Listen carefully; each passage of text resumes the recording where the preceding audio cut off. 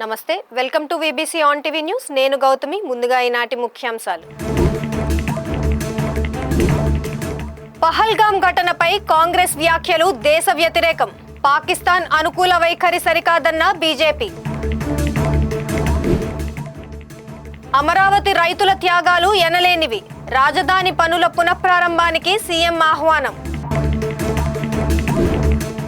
మచిలీపట్నం హార్బర్లో 422 కోట్లతో పనులు 57% నిర్మాణం పూర్తయిందన్న మంత్రి జనార్దన్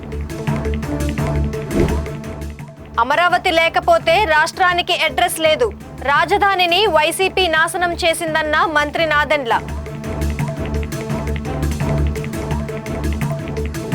దేశం మొత్తం దుఃఖంలో ఉన్నప్పుడు కాంగ్రెస్ పార్టీ నేతలు బాధ్యతారహితంగా వ్యాఖ్యలు చేయడం బాధాకరమని బీజేపీ నేత రవిశంకర్ ప్రసాద్ అన్నారు. న్యూఢిల్లీలో ఆయన మీడియా సమావేశంలో మాట్లాడుతూ ఆ పార్టీకి చెందిన పలువురు నేతలు పహల్గామ్ ఉగ్రదాడి పట్ల స్పందించిన తీరును వివరించారు. మన్మోహన్ సింగ్ ప్రధానిగా ఉన్నప్పుడు 26/11 ఉగ్రదాడి జరిగిన సమయంలో బీజేపీ నేతలంతా ఒకే ఒక మాట మీద ఉన్నామని బేషరతుగా ప్రభుత్వానికి మద్దతు ప్రకటించామని చెప్పారు. రాజకీయాలు చేయడానికి ఇది సమయం కాదని ఇంటర్వ్యూలలో తాను స్పష్టం చేశానని అన్నారు. కానీ ప్రస్తుతం పరిస్థితి అలా లేదని విచారం వ్యక్తం చేశారు. కర్ణాటక ముఖ్యమంత్రి, అబ్కారీ శాఖ మంత్రి, మహారాష్ట్ర ప్రతిపక్ష నేతల ఇచ్చిన సందేశాలు పాకిస్తాన్ ప్రేరేపిత వ్యాఖ్యలను తలపిస్తున్నాయన్నారు. భారత్ కు వ్యతిరేకంగా ఉన్న వీరి వ్యాఖ్యలను పాకిస్తాన్ టీవీలు ప్రసారం చేస్తున్నాయన్నారు. సింధు జలాల ఒప్పందం రద్దుపై కూడా కొందరి నేతలు పాకిస్తాన్ కు మద్దతుగా మాట్లాడారని అన్నారు. పర్యాటకులను చంపే ముందు ఉగ్రవాదులు మతం అడగలేదని, తమ వారి హత్యలను కల్లారా చూసిన బాధితులు మత చెల్లించి మాట్లాడుతున్నారని కాంగ్రెస్ నేతలు వ్యాఖ్యానించడం దారుణమని పేర్కొన్నారు. అలాగే రాబర్ట్ వాద్రా తదితరులు పూర్తిగా పాకిస్తాన్ వాయిస్ నే వినిపిస్తున్నారని దుయ్యబట్టారు. బాధ్యతాయుతమైన పదవుల్లో ఉంటూ ఈ తరహా వ్యాఖ్యలు చేయడం అత్యంత బాధాకరమని రవిశంకర్ अन्नारू। मैं 6-7 प्रमुख लोगों का वक्तव्य आपके सामने रखना चाहता हूं जो आप सुन भी चुके हैं। कर्नाटक के मुख्यमंत्री कांग्रेस नेता सिद्धरामैया ने कहा है जंग जरूरी नहीं है। 26 अप्रैल को भारत के खिलाफ उन्होंने कहा कोई जंग की जरूरत नहीं है, हम इस जंग के हक में नहीं है, हमें सख्त कदम उठाने चाहिए। चीफ मिनिस्टर है ना, और पाकिस्तान इसको पूरा प्ले कर रहा है। जो कांग्रेस के नेतागण यहाँ बोलते हैं, कांग्रेस सरहद के पार पाकिस्तानी टेलीविजन चैनल और उनके जर्नल्स इसका उपयोग करते हैं कि भारत का व्यू है। Is chief minister of an important state of India, इनका खूब वायरल हो रहा है। और बाद में उन्होंने एक लंबा चौड़ा पोस्ट क्लैरिफाई किया, उसमें उन्होंने कहा कि बस और भी कोई खास बात नहीं की, खाली हमको देश में एक रूप रहना चाहिए। कर्नाटक के आबकारी मंत्री हैं आरबी तिमापुर, ये तो कमाल है साहब। आतंकियों ने पर्यटकों को गोली मारने के पहले उनका धर्म नहीं पूछा। मुझे लगता है कि पहलगाम में जो हमला हुआ तो आतंकियों ने वहां मौजूद पर्यटकों से उनके धर्म के बारे में नहीं पूछा। फिर मैं कोट कर रहा हूं, कितने शर्म की बात है। प्रैक्टिकल तौर पर सोच करके देखो, जिस आदमी को गोली चलानी होगी वह किसी की जाति या धर्म पूछेगा, सीधा गोली मार देगा। आपको मालूम है कर्नाटक में 2 पर्यटक शिवमोगा के मंजुनाथ राव और बेंगलोर के मथिकरी निवासी भारत भूषण दिवंगत हुए, और दोनों की पत्नियों ने फोन कहा टीवी पर कि उनका धर्म पूछा गया। ये जो माननीय मंत्री जी हैं ये एक अलग सर्टिफिकेट दे रहे हैं, ये भी पाकिस्तान में खूब चल रहा है। कांग्रेस विधायक दल के नेता हैं महाराष्ट्र में विजय वट्टेरीवार, तो और भी कमाल है। सरकार कह रही है आतंकवादियों ने लोगों से उनका धर्म पूछकर उनकी हत्या की। क्या आतंकवादियों के पास ये सब करने का समय है? कुछ लोग कहते हैं कि ऐसा नहीं हुआ, बाकी सुरक्षा की व्यवस्था क्यों नहीं थी, बाकी सब।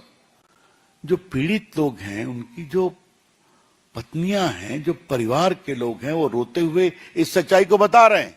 लेकिन ये जो महाराष्ट्र के विधायक दल के नेता हैं, समझ लीजिए आप, that means leader of opposition, वो इस तरह का बेशर्मी भरा गैर जिम्मेवार वक्तव्य दे रहे हैं जो संवेदनहीन है, हाइट ऑफ इनसेंसिटिविटी। मुझे याद है कि जब 26/11 हुआ था तो मैं पार्टी का मुख्य प्रवक्ता था। पार्टी की ओर से मुझे स्ट्रिक्ट इंस्ट्रक्शन था कि बिल्कुल एक लाइन लेना है कि we are with the government. और मुझे याद है कि मेरा टीवी इंटरव्यू एक इंटरनेशनल चैनल पे हो रहा था, मुझे कई सवाल पूछे गए। मैंने कहा no, this is not the time to settle political scores, we are with the government headed by Manmohan Singh. तो देश में इसकी अच्छी छवि गई, क्योंकि उस समय दुनिया की नजरें हिंदुस्तान पर बहुत थी।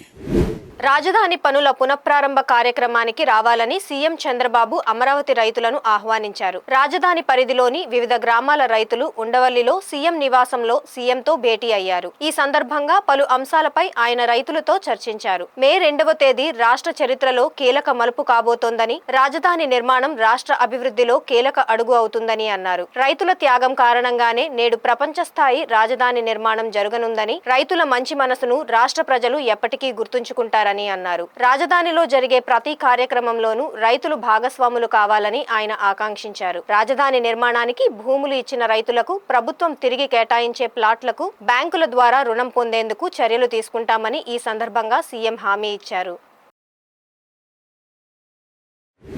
మార్చి 2026 నాటికి మచిలీపట్నం ఫిషింగ్ హార్బర్ నిర్మాణం పూర్తి చేయాలనే లక్ష్యంతో కాల పరిమితిని పొడిగించామని మంత్రి బీసీ జనార్దన్ రెడ్డి తెలిపారు. మచిలీపట్నం గిలకలదిండి ఫిషింగ్ హార్బర్ నిర్మాణ పనులను మంత్రులు వంగలపూడి అనిత, కొల్లు రవీంద్ర, వాసంశెట్టి సుభాష్లతో కలిసి ఆయన పరిశీలించారు. ఈ పర్యటనలో జిల్లా collector DK Balaji, APSRTC chairman Konakalla Narayana Rao, maritime board chairman Damacharla Satya, CEO Praveen Aditya తదితరులు పాల్గొన్నారు. గత ప్రభుత్వ హయాంలో ఫిషింగ్ హార్బర్ పనులు నిలిచిపోయాయని మంత్రి జనార్దన్ రెడ్డి అన్నారు. హార్బర్ నిర్మాణ పనులను త్వరితగతిన పూర్తి చేయాలనే ఆలోచనతో దాదాపు 422 కోట్ల రూపాయలతో పనులు చేపట్టడం జరిగిందన్నారు. ఇప్పటికే సుమారు 57% పనులు పూర్తయ్యాయని, కానీ కీలకమైన పనుల్లో కొంత జాప్యం జరిగిందని మంత్రి తెలిపారు.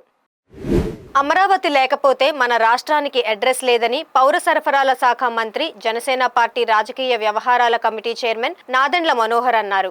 మంగళగిరి నియోజకవర్గం బేతపూడి గ్రామంలో జరిగిన రచ్చబండ కార్యక్రమంలో ఆయన పాల్గొన్నారు. వైసీపీ నాయకులు ప్రణాళికాబద్ధంగా అమరావతిని నాశనం చేసి 10,000 మంది కార్మికుల పొట్టలు కొట్టారని మనోహర్ ఆరోపించారు. జగన్ చేసిన వినాశనం గురించి తెలిసే ప్రధాని మోదీ రెండోసారి రాజధాని శంకుస్థాపనకు వస్తున్నారన్నారు. ఆయనకు ఘనస్వాగతం పలకడంతో పాటు సభను విజయవంతం చేయాల్సిన బాధ్యత మనందరిపై ఉందని చెప్పారు. ఏ దేశ ప్రధాని కూడా రాజధాని నిర్మాణ పనులకు రెండోసారి శంకుస్థాపన చేయరని, అయితే నష్టపోయిన రైతులకు అండగా నిలబడటం కోసం మన ప్రధాని మళ్లీ వస్తున్నారని తెలిపారు. దేశ సరిహద్దుల్లో ఉద్రిక్త పరిస్థితులు నెలకొన్నప్పటికీ మన కోసం సమయం వెచ్చించి అమరావతికి వస్తున్నారంటూ ప్రధాని పర్యటనను విజయవంతం చేయాలని పిలుపునిచ్చారు.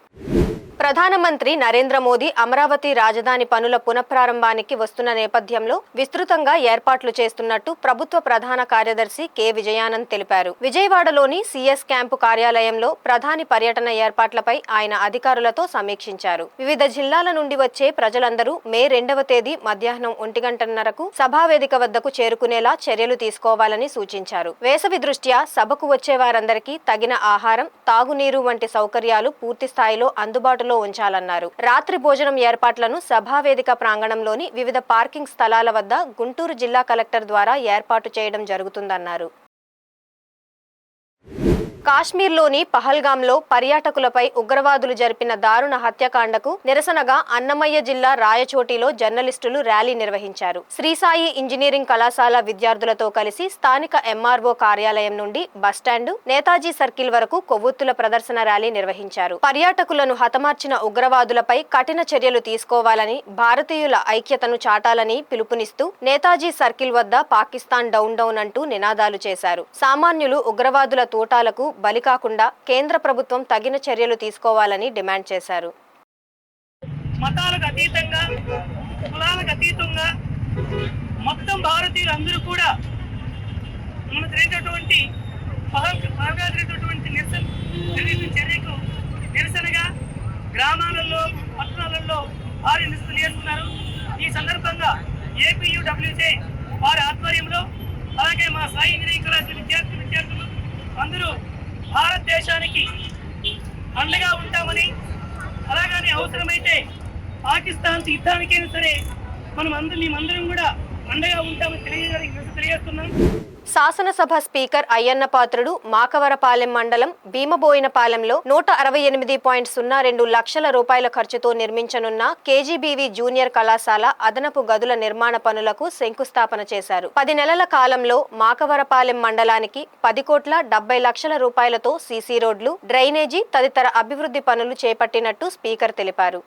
ఈ సందర్భంగా ఏర్పాటు చేసిన సభలో స్పీకర్ అయ్యన్న పాత్రుడు మాట్లాడుతూ ఏడాది కాలంలో నియోజకవర్గంలో 97 కోట్ల విలువైన పలు అభివృద్ధి పనులు చేపట్టినట్లు తెలిపారు. ప్రతి ఏడాది 100 కోట్ల చొప్పున నిధులు లభిస్తే 4 ఏళ్లలో నియోజకవర్గాన్ని మరింత అభివృద్ధి దిశగా నడిపించేందుకు అవకాశం ఉంటుందన్నారు. నర్సీపట్నంలో డిగ్రీ కాలేజ్ మొదలుకొని ఇంజనీరింగ్ కాలేజ్ వరకు అన్ని తెలుగుదేశం పార్టీ హయాంలోనే వచ్చాయని గుర్తు చేశారు. తాను విద్యకు తొలి ప్రాధాన్యత ఇస్తానని చెప్పారు. కళాశాలలో ప్రతిభ కనబరిచిన విద్యార్థులను స్పీకర్ అభినందించారు. గత ప్రభుత్వ హయాంలో అనుమతులు లేకుండానే మెడికల్ కాలేజీ నిర్మాణం చేపట్టారని, అయితే ఆ కాలేజీని కార్పొరేట్ సంస్థలతో చర్చించి పూర్తి చేసే బాధ్యతను తీసుకుంటానని హామీ ఇచ్చారు.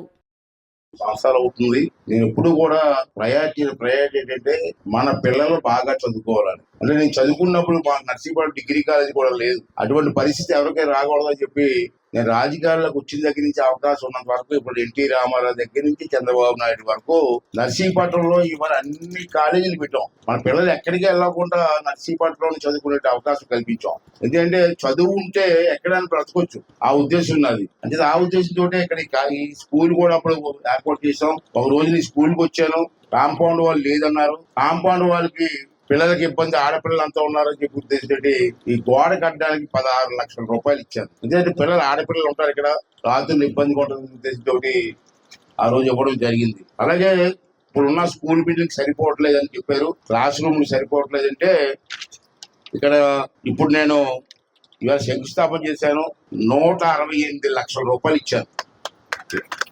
68 లక్షలు కాదు, 168 లక్షలు ఇచ్చాను. అంత డబ్బు ఇప్పుడు కూడా ఇవ్వం. కానీ స్కూలు మారుమూలలో ఉంది, ఆడపిల్లలు ఉన్నారు, అంచేత అందరికీ బాగుండాలని చెప్పి ఇవాళ ఇవ్వడం జరిగింది.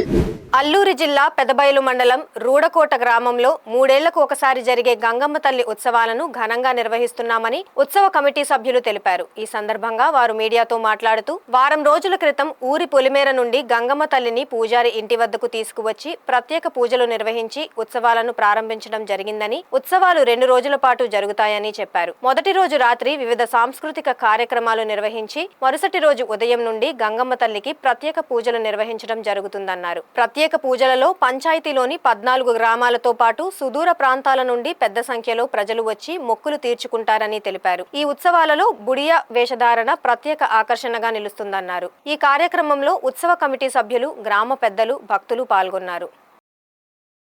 పెదబయలు మండలం రూడకోట గ్రామంలో శ్రీ శ్రీ శ్రీ గంగమ్మ తల్లి వెలిసినది. ఇక్కడ ఈ యొక్క గ్రామంలో వారం రోజుల ముందు ఊరి పొలిమేర నుంచి గంగమ్మ తల్లిని పూజారి ఇంటి వద్ద తెచ్చి అక్కడ ప్రత్యేక పూజలు జరుపుతారు.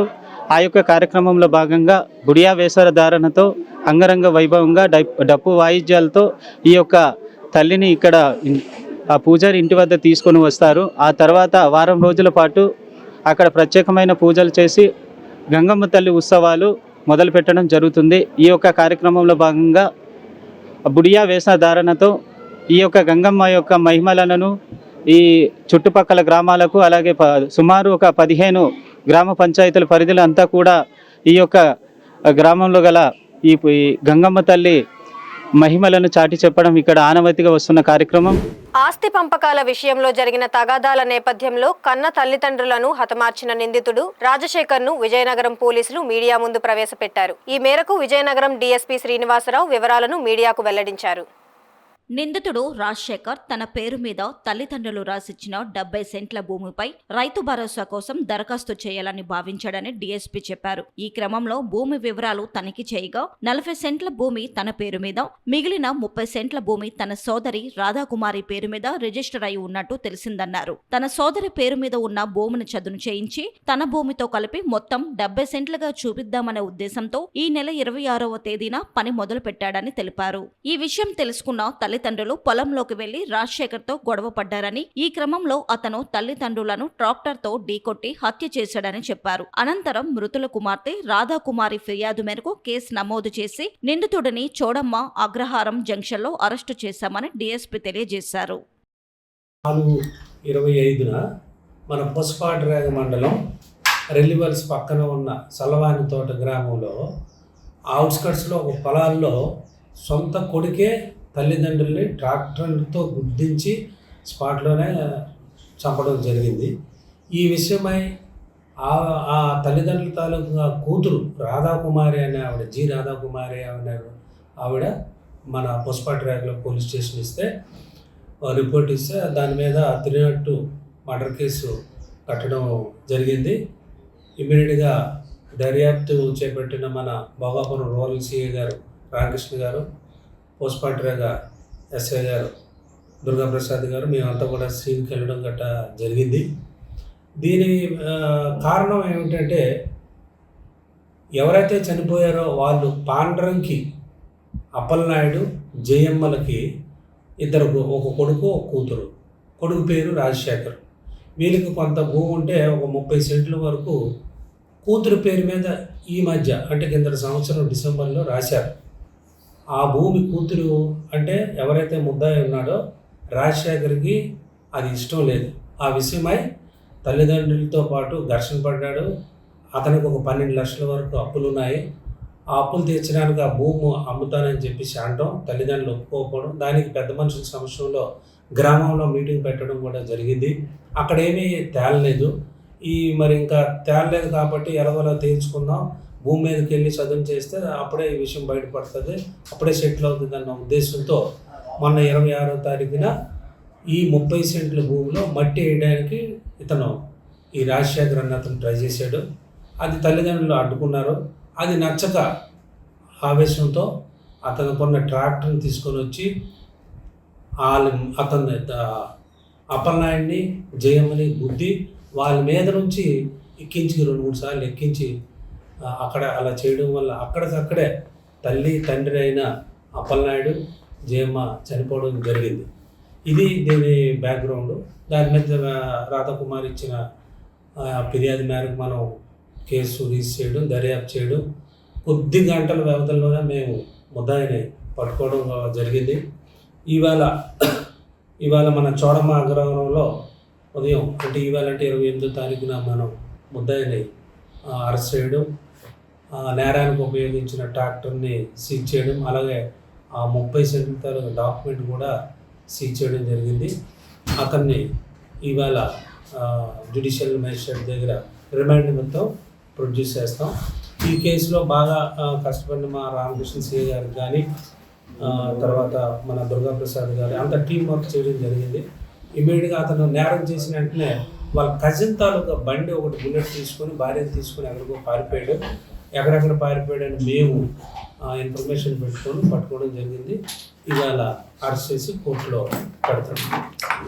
గండేపల్లి జాతీయ రహదారిపై తరచూ రోడ్డు ప్రమాదాలు సంభవిస్తున్నాయి. అయితే ప్రమాదం జరిగిన తరువాత వాహనాలను తొలగించి మరమ్మతులకు గురైన గ్రిల్స్, స్తంభాలను తొలగించడంలో ఎన్హెచ్ఏఐ అధికారులు, ట్రాఫిక్ పోలీసులు నిర్లక్ష్యంగా వ్యవహరిస్తున్నారని వాహన చోదకులు వాపోతున్నారు. కాకినాడ జిల్లా గండేపల్లి మండలం నీలాద్రిరావుపేట వీరమ్మ పేరంటాలమ్మ వారి ఆలయం ఎదురుగా వచ్చేసరికి ఒక లారీ డివైడర్ ను ఢీకొట్టింది. ఈ ప్రమాదంలో లారీ ముందు టైర్లు ఊడిపోగా రహదారి మధ్యలో గ్రిల్స్ మరమ్మతులకు గురయ్యాయి. దీంతో ఒక రోజంతా లారీని అక్కడి నుంచి తరలించలేదు. ఈ ప్రమాదం జరిగిన చోట మలుపు దారిలో రోడ్డు కోన్స్ పెట్టి వదిలేశారు. దీంతో భారీ వాహన చోదకులు, ప్రయాణికులు తీవ్ర ఇబ్బందులు ఎదుర్కొన్నారు. ఇప్పటికైనా అధికారులు, పోలీసులు తగిన చర్యలు తీసుకోవాలని పలువురు కోరుతున్నారు.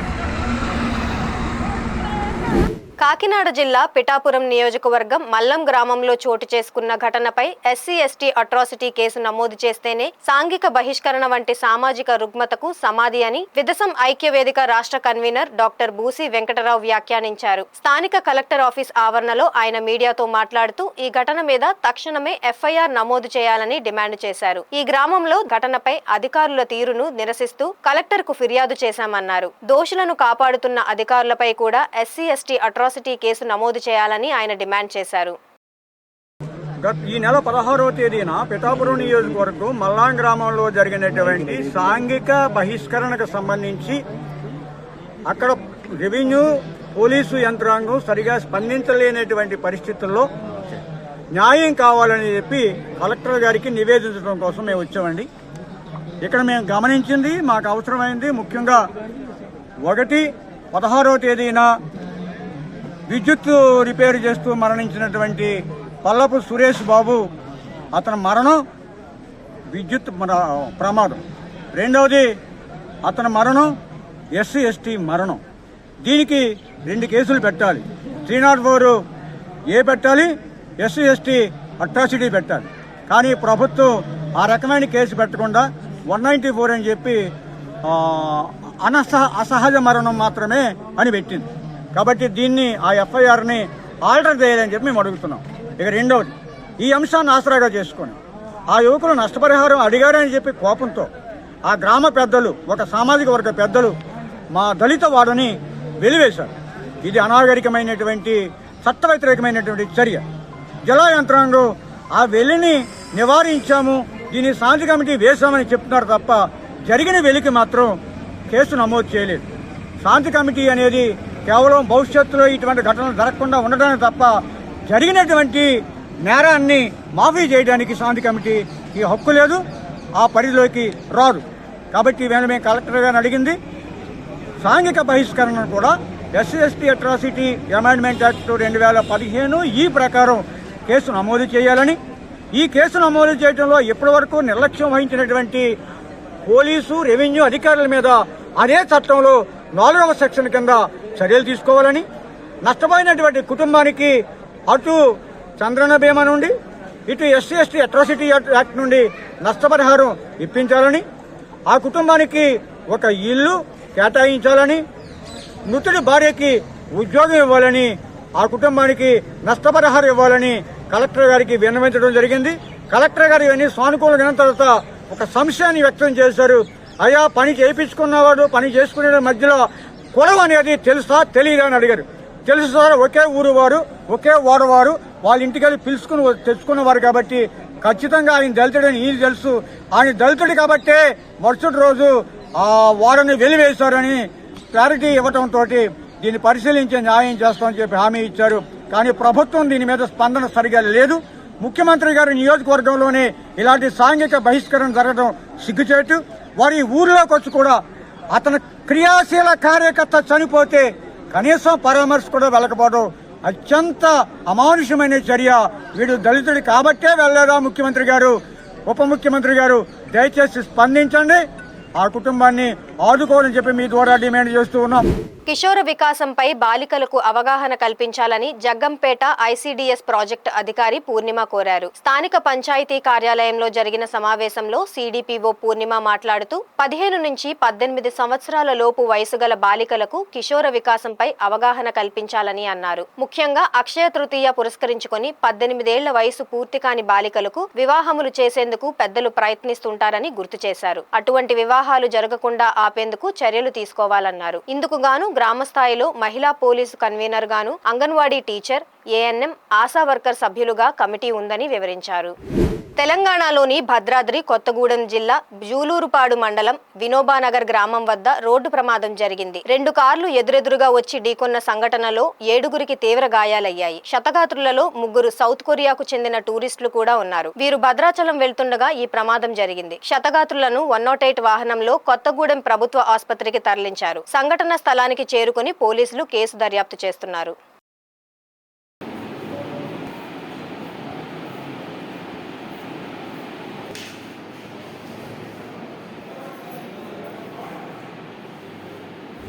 కడప జిల్లా రాజంపేట నియోజకవర్గం ఒంటిమిట్ట మండలం బెస్తపల్లిలో వెలిసిన శ్రీ అంకాలమ్మ తల్లి తిరునాళ్ల ఉత్సవం ఘనంగా జరిగింది. రాజంపేట ఎమ్మెల్యే ఆకేపాటి అమర్నాథరెడ్డి చేతుల మీదుగా బండలాగుడు పోటీలు ప్రారంభించారు. ఈ మహోత్సవాన్ని పురస్కరించుకొని మామిడి కృష్ణారెడ్డి ఆధ్వర్యంలో అమ్మవారికి పెద్ద సంఖ్యలో భక్తులు భక్తి శ్రద్ధలతో పూజలు నిర్వహించారు. శ్రీపతి శ్రీరాములు గారు, గుడి వెంకటేష్ గారు, శ్రీపతి సంజయ్ గారు, గౌరవనీయుల వారందరికీ కూడా రైట్.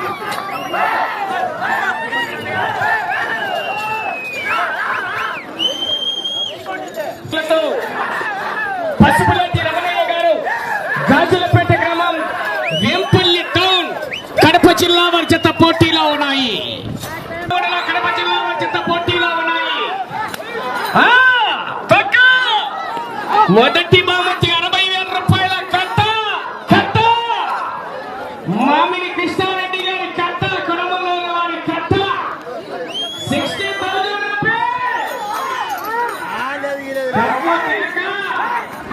తెలంగాణలోని భద్రాద్రి కొత్తగూడెం జిల్లా అశ్వారావుపేట నియోజకవర్గ కేంద్రంలో రాష్ట్ర రెవెన్యూ గృహ నిర్మాణ శాఖల మంత్రి పొంగులేటి శ్రీనివాసరెడ్డి పర్యటించారు. ఎమ్మెల్యే జారె ఆదినారాయణతో కలిసి ఎంపీడీఓ కార్యాలయం ఆవరణలో ఇందిరమ్మ నమూనా గృహ నిర్మాణాన్ని ప్రారంభించారు. ప్రతి పేదవాడి సొంతింటి కలను ఇందిరమ్మ ఇళ్ల పథకంతో సాకారం చేస్తామని మంత్రి చెప్పారు. అలాగే అశ్వారావుపేటలో 100 పడకల ఆసుపత్రిని ప్రారంభించారు. అనంతరం నూతన రెవెన్యూ చట్టం భూభారతిపై అవగాహన కార్యక్రమం జరిగింది. భూభారతి చట్టంలోని వివిధ అంశాలను కలెక్టర్ జితేష్ వి పాటిల్ రైతులకు, ప్రజలకు పవర్ పాయింట్ ప్రజెంటేషన్ ద్వారా వివరించారు. మంత్రి పొంగులేటి శ్రీనివాసరెడ్డి మాట్లాడుతూ ఈ చట్టం ద్వారా భూమి రిజిస్ట్రేషన్ రికార్డుల నిర్వహణను పూర్తిగా పారదర్శకంగా ఉంటుందన్నారు. ఇకపై భూ వివాదాలకు స్థానం లేకుండా భద్రమైన భూమి హక్కులు అందరికీ కల్పించడమే కాంగ్రెస్ ప్రభుత్వ లక్ష్యమని పేర్కొన్నారు. అనంతరం ఎమ్మెల్యే మాట్లాడారు.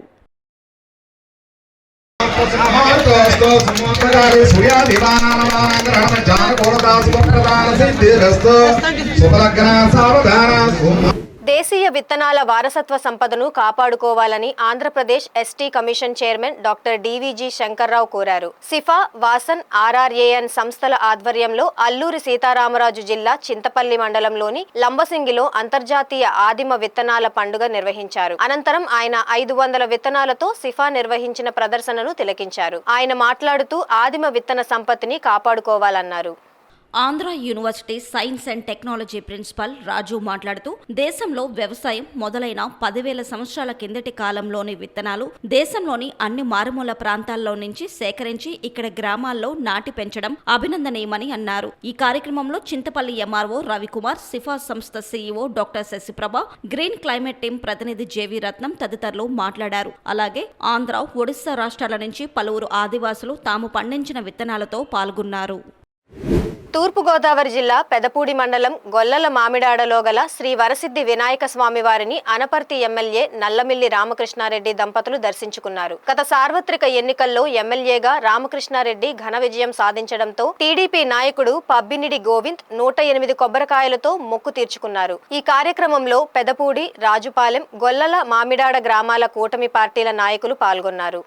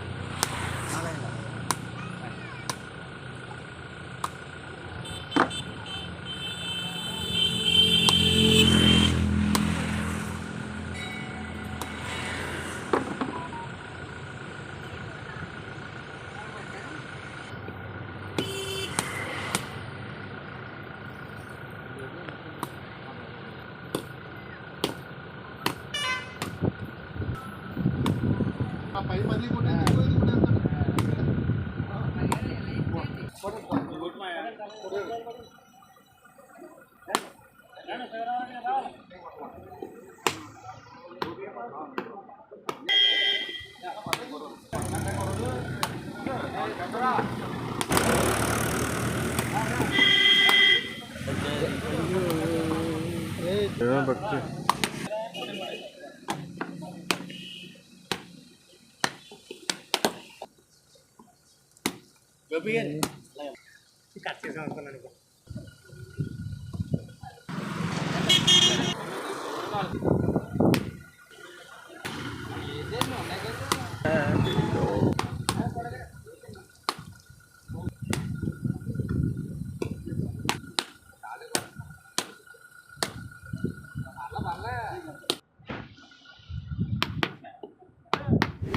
మున్నూరు కాపుల సంక్షేమం కోసం కృషి చేస్తానని మున్నూరు కాపు యువత రాష్ట్ర కార్యదర్శి పెద్దపోతన్న గారి రాము పేర్కొన్నారు. తెలంగాణలోని కామారెడ్డి పట్టణంలో జరిగిన మీడియా సమావేశంలో ఆయన మాట్లాడారు. తనని ఈ పదవిలో నియమించిన మున్నూరు కాపు యువత రాష్ట్ర అధ్యక్షుడు బండి సంజీవ్కి కృతజ్ఞతలు తెలిపారు. మున్నూరు కాపులలో వెనుకబడిన వారికి ఏ సమస్యలు ఉన్నా తాను రాష్ట్ర కార్యవర్గానికి తెలిపి వారికి పరిష్కారం చేస్తానని అన్నారు.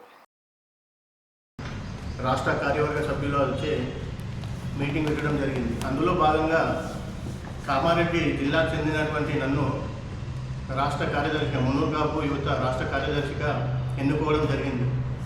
దీనికి రాష్ట్ర మున్నూరు కాపు యువత కార్యవర్గానికి నేను కృతజ్ఞతలు తెలియజేస్తున్నాను. నా మీద నమ్మకంతో ఇంత మంచి పదవి నాకు ఇచ్చినందుకు వారికి మున్నూరు కాపు రాష్ట్ర కార్యవర్గానికి కూడా నేను ఎల్లవేళలా వారికి తోడుండి వారి వెంట నడిచి మున్నూరు కాపు సభ్య సమాజానికి నేను కూడా కృషి చేస్తానని ఈ మీడియా పరంగా చెప్తున్నాను.